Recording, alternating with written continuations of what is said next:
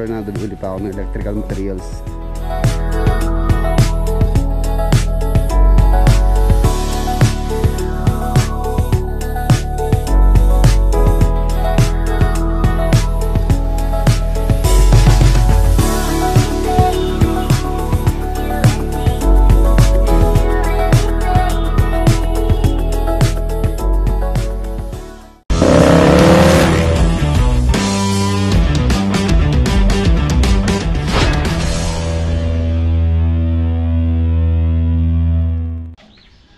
Good morning. Mga boss, sa Lubao po tayo ngayon. Si Tamtam ang ating gagamitin service for today. Let's go. Lubao project. Ano po tayo ngayon?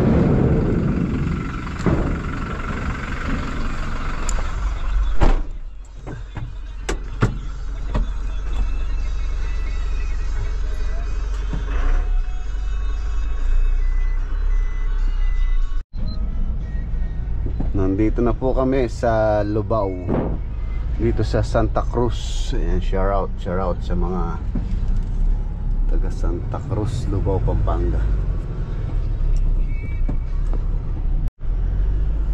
Ayan, nandito na po kami dito sa Lubao project.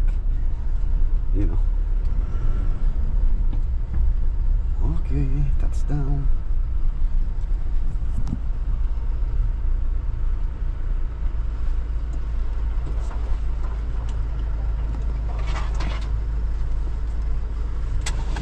Waray. Wah. Ayan, meron tayong bagong kasama, si Janjan. Nating kasama to ngayon. Ano po, nag-apply siya ulit para makatulong dito sa project. Waray to, waray. Waray pera. Waray pera. Nakita si Tani Boy. Sino nakita? Ni Omar. Oh. Sasalita daw ng mag-isa. Ba nanuno. Ano? Ano dito? May menuno ya.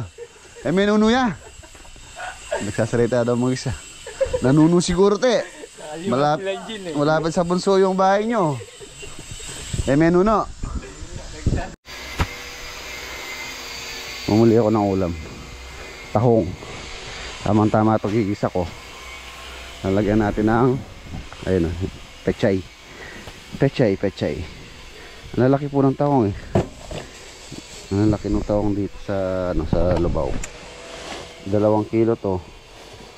150 isang kilo. Ano? Ang laki oh. Sarap nito. Sasabawan natin. Ginisa sa kamatis, tapos may pechay luya.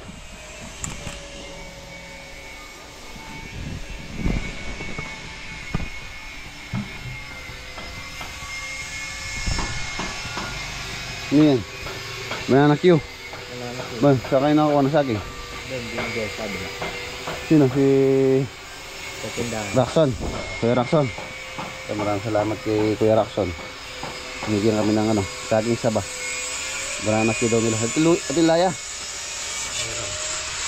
Ano yan? Ito din yan. Ituin ko yung taong. Gusto ko taong. Yan ang ulam niya. Sigang. Sigang na baboy.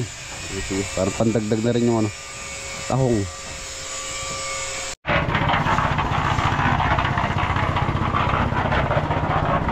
Project update.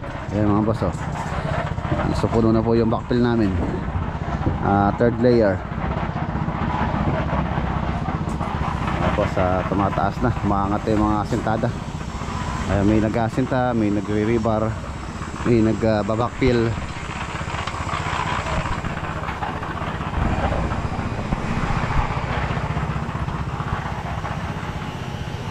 Ayun oh. Luwang nito.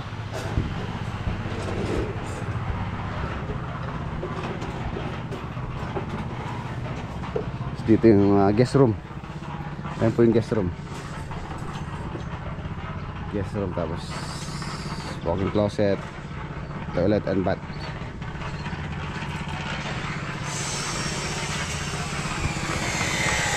Tapos pala yung septic tank dito, pinauna na rin ni Kuya Mar. Ayan na, okay na rin po ito. Ayan o, malaki po yung septic tank niya, halos nasa 4 meters by 2.5. Tapos meron siyang tatlong chamber. Yung digestive chamber niya, yun yung malaki. Tapos yung dalawang lynching chamber number 1, tapos lynching chamber number 2. Maliit na lang po yun dahil doon na po mag-overflow yung tubig. Tapos sa lynching chamber number 3, kung saan meron siyang overflow, syempre diretso sa drainage. Ang paglabas dating po kasi sa lynching chamber number 3, halos ano na lang po yun, malinaw na tubig na, kung saan meron siyang pipe na pangsala dyan sa ilalim na ilalagay namin. Tapos naka flooring po siya, ayan, semento sa ilalim, tapos plastering syempre. Ayan na yung mga sanitary na tumakbo rito.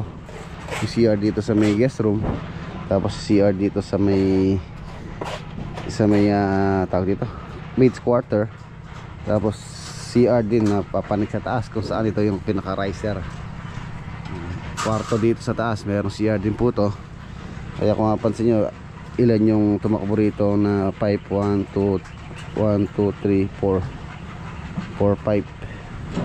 So dito po dito muna tatakbo yan sa may digestive chamber, kung saan dito mapupunta yung mga sludge. Tapos yun nga, sa lynching chamber number 2, doon naman mag-overflow yung tubig. Tapos sa lynching chamber number 3, so pagdating doon medyo malinaw na po yung tubig, hindi na ganun ka polluted. Tapos pag nag-overflow na puno, for example napuno siya, pupunta naman po sa drainage yun. Sana na po yung malinis na yung tubig, hindi na siya ganun ka-pollute or karumi. Ang laki, para siyang swimming pool.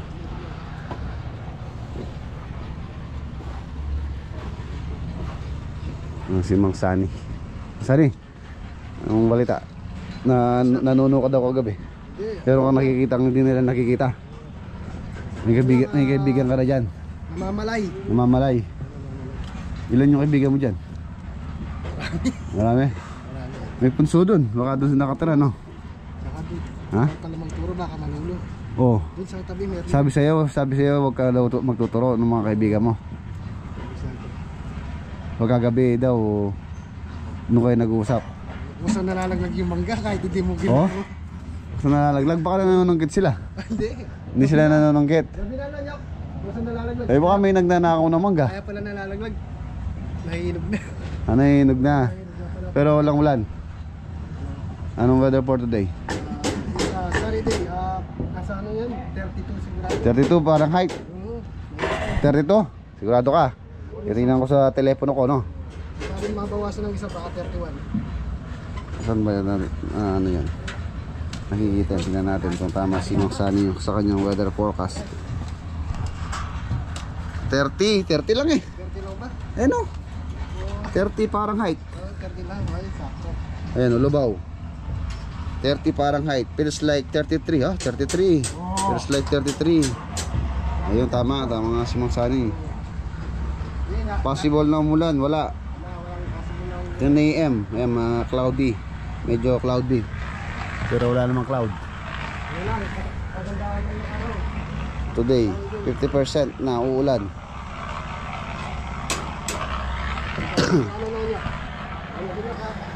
Ano na kayo, summer na. Kailangan na huwag kayong masyadong magpainit. Mahal na yung araw. Mahal na yung araw. Mahal na pala. Mahal na araw na, no? Mahal na araw. Mahal na araw, ano yun? Semana Santa. Semana Santa. Quaresma. Quaresma.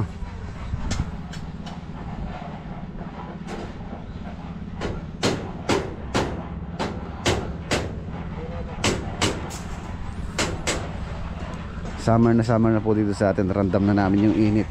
Ayan, nasa 33 parang height daw, sabi ni Mang Sani. 33 parang height. CR yun. Ito po yung common powder room dito sa baba. Yun yung area na yun. Tapos dito yung may entrance niya sa garahe. Ito. Bababa pa po to.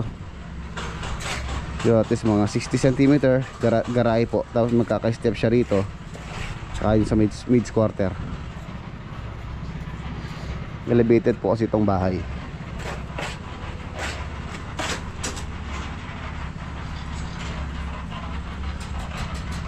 Ayan na.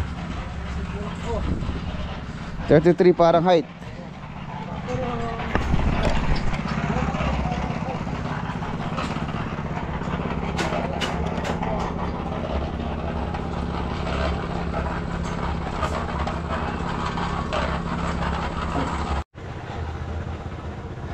Yun oh. Nilagyan po nila ng ano, ng shade dahil pagka tanghali sobrang init. Natutuyo yung ano, natutuyo tong mga pechay tsaka yung mustasa. Parang nasusunog ng araw. Kaya nilagyan po nila ng yun oh, na blue sack para hindi masunog yung ano. Natutuyo tulad niyan ito. Natutuyo. Sobrang init. Mahina po kasi sa init yung ganyang gulay. Yung mga talong malapit na rin po ito. Ito mga talong matagal po yung buhay nito. Saka yung okra. Siguro at least mapinis project natin to. Buhay pa yung mga yan. Yun lang mustasa tsaka pecha yung medyo mabilis lang.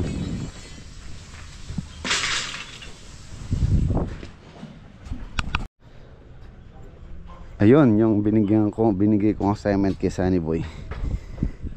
Nagawa naman niya, kaya lang di pa rin natapos. Tsaka ano, mabuya sa Kapampangan. Gagawin ko ngayon. Total mamaya pa naman ako alis. Ayan na siya. Kailangan ko ano to, serga.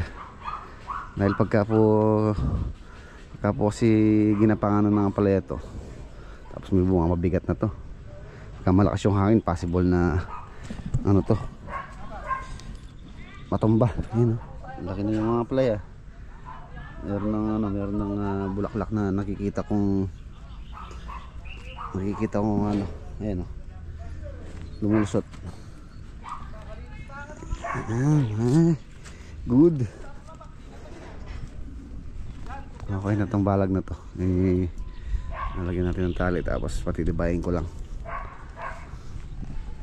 Break time. Alas 10 na pala. Basang basa sila.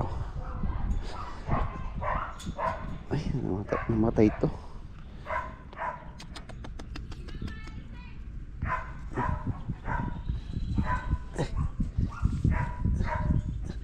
Huwag natin lupa yung katawan niya para makasurvive pa yan.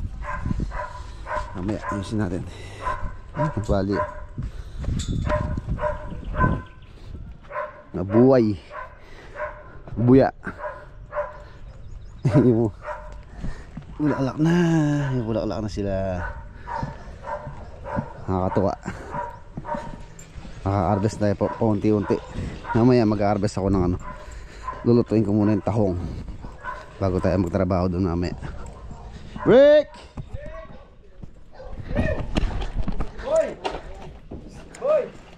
Oy, luto na yung banana Q.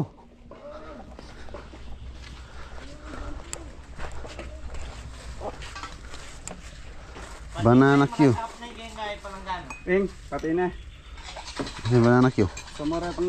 Yun o. Masarap niya banana Q. Tawagin mo si Janjan. Yung isang Janjan din.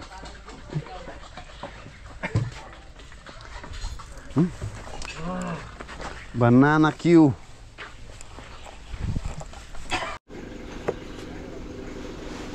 Tapos na po kaming mag break time or mag merienda. Tutuin ko lang tong tahong. Yan. Iyawa na tayo ng kamatis. Mura yung kamatis ngayon. Nasa 30 pesos lang po yung kilo sa palengke. Malamang sa farm siguro nasa 10 piso lang yung kilo or 15, mga ganun. Pero pagka nagmahal naman yung isang ganito 10 piso.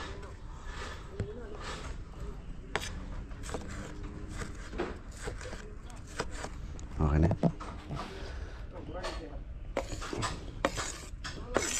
sabaw, tahong, tapos mag-harvest tayo ng ano mamaya, pechay. Pechay. Lagyan natin ng luya.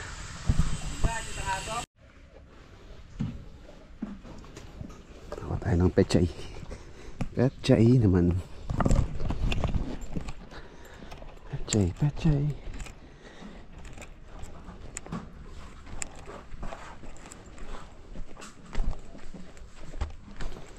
Mustasa, naka-harvest na tayo last Monday. Ang laki no. Pechay.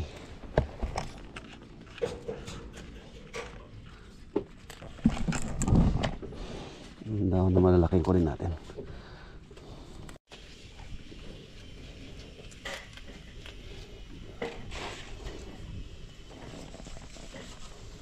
Okay na to.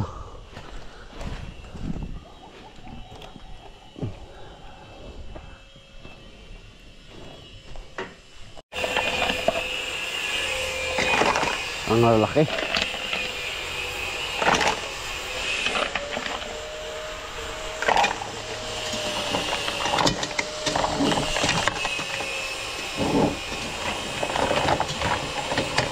Yun ang bawang tahong.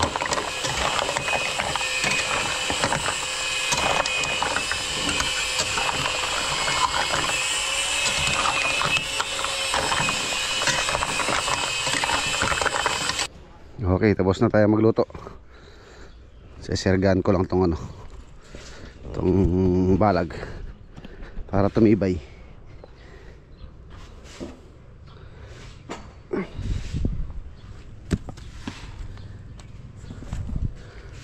Buhay.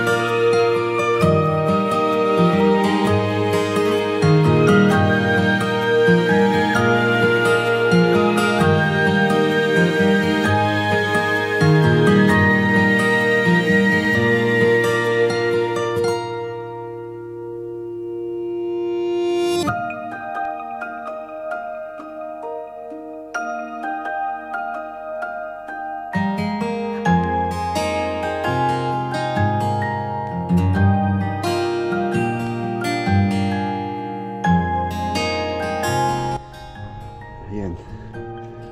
Pa. Makatagin siya ngayon. Hindi na ako kanina. Okay na yan. Bale, yun na lang mga tali. Tapos, sabi ko isa ni Boy, mamaya, unahin niya itong gilid. Paangat na kasi sila.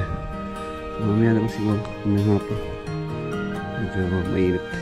Tapos kahit mauli yung sa taas. Tapos sa gilid pa naman sila.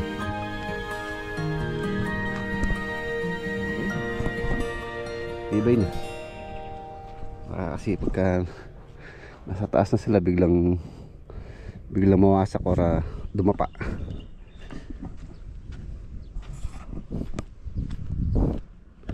Init. Summer na, summer. Init na, init. Ini CR. Ito po yung CR niya. Tapos ito, walk-in closet to. Excuse me.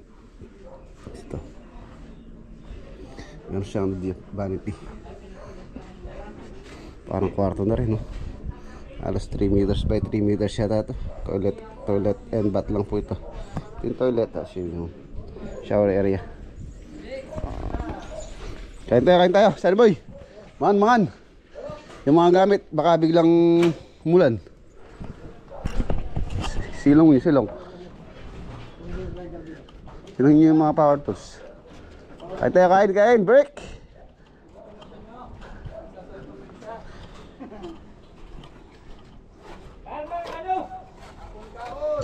Gusto nyo yung swimming pool para matubigan na natin. Para meron tayong liguan. Magaling naman ang Tatay Marlon, no? Diretso lang, oh. Galing yun, Ede. Kung ano yung pa mga mati tatang na eh, baliktad. Wala mo yan, ah. Yan, oh. Diretso lang, eh. Galing ka.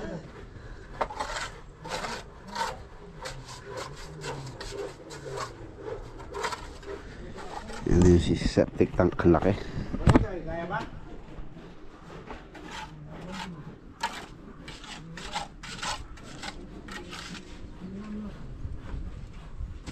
Tagal na puno nito. Lalo na't kung dalang lang po yung tao dito. Laki ng septic tank niya.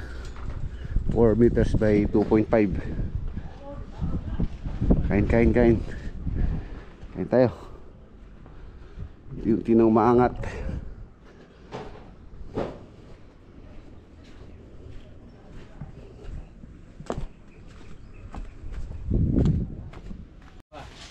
Buka ka niyang ganpa. Ano yung kumita?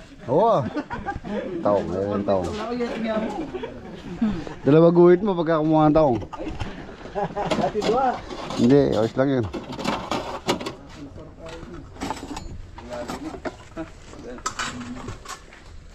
Oh. Saan mo dito? Bigyan mo si Kuya Mar. 5.50. 150. Ilan tala ba rin eh? Mga 15 kilo sa malaki. Boss, saan yung sigang, oh? Hindi. Sunod lata rin eh. Panggap lang taong.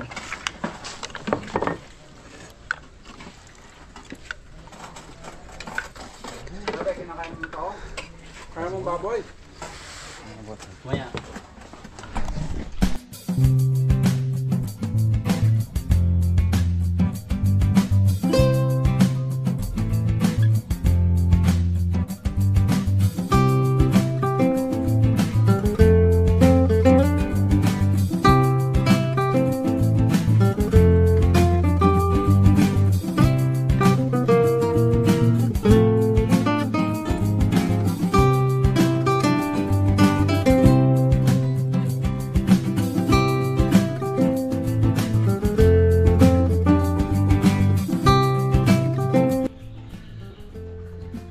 Ayan na mga boss, balik po sa trabaho. Launa na. Salukuyang napakainit. Ayan na, buhay construction kahit mainit. Saludo po ako sa mga kagaya naming nasa construction.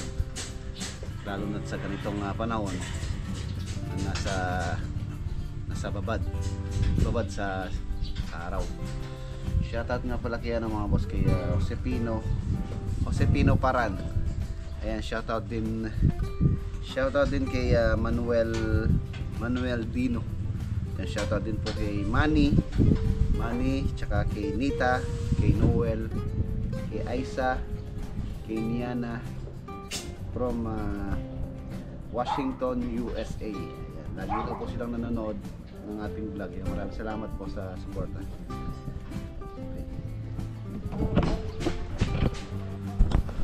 Init.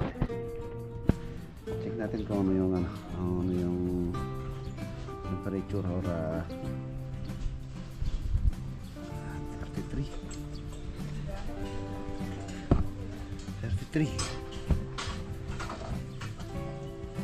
33.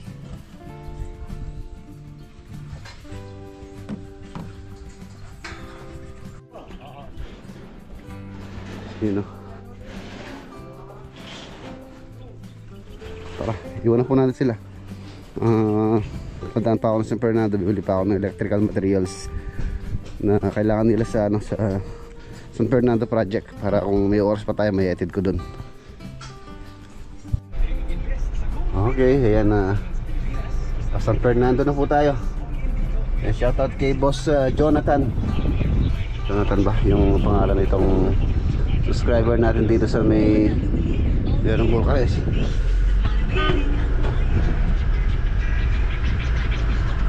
Hello. Shout out kay GRD Vulcanizing Tires and Supply. Yan, shout out boss. Ayan na mga boss, nandito na po tayo.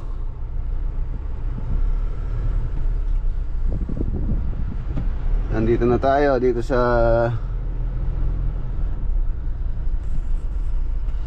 San Fernando.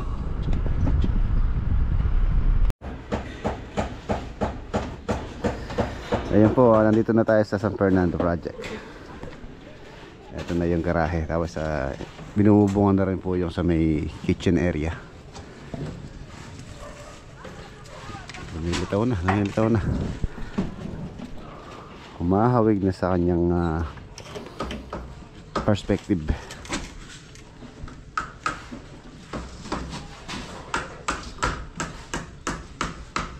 Lapit na.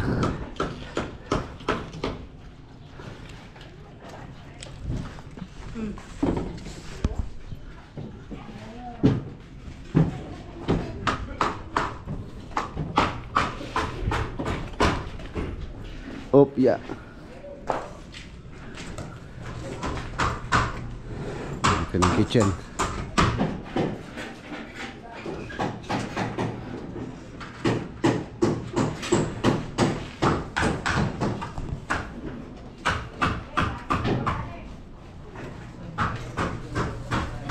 Basta ito.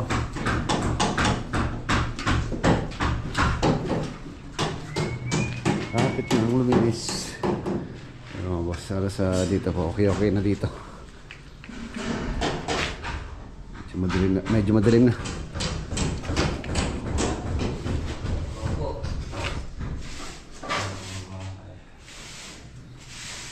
CR. Maluwang CR. Ito yung walking closet. Master. Timba na ako. Kung mapapansin niyo, wala siyang bintana dahil po mga cabinet po yun nandiyan, kaya po wala na siyang window.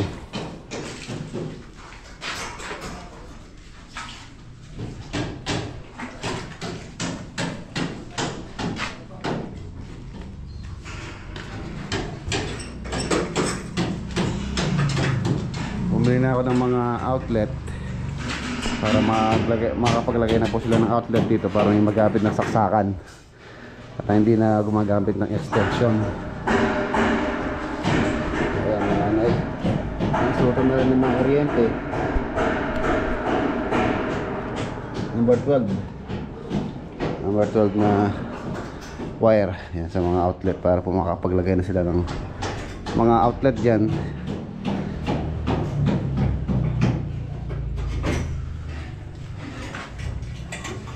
Tapos po ito, maganda ito, high ceiling. Taas po siya hanggang doon. Taas ng bintana na yun.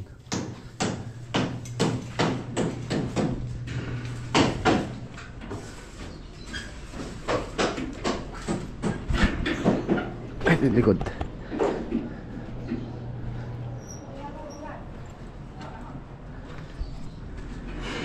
Ayan ito. Bakod. Gigibahin din po itong temporary CR na to. Pagka okay na yung isang CR doon, lalagyan natin ng temporary bowl para mag-iba na to, para doon na sila mag-CR. Tsaka pala yung Poso Negro pa. May Poso Negro pa po kung gagawin doon sa may garahe. So yung pinagkukayan, so, dito lang natin tatumbak. Dito kasi taas pa po ito, halos one step dito sa kanyang finish floor line itong loob.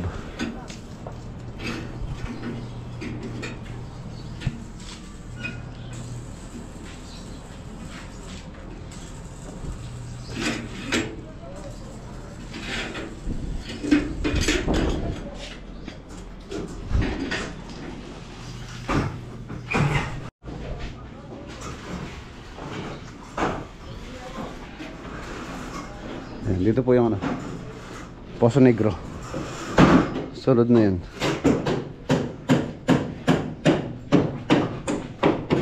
Opya. Yung kanyang porch.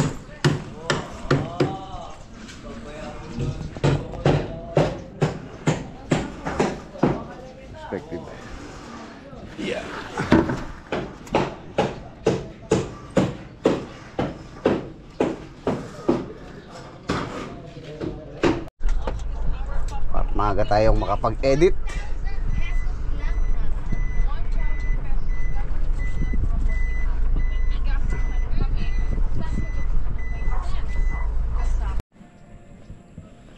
Okay.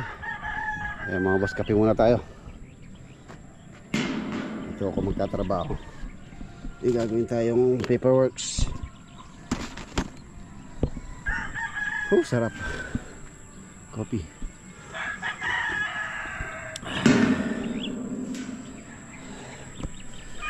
Maani na sila dun.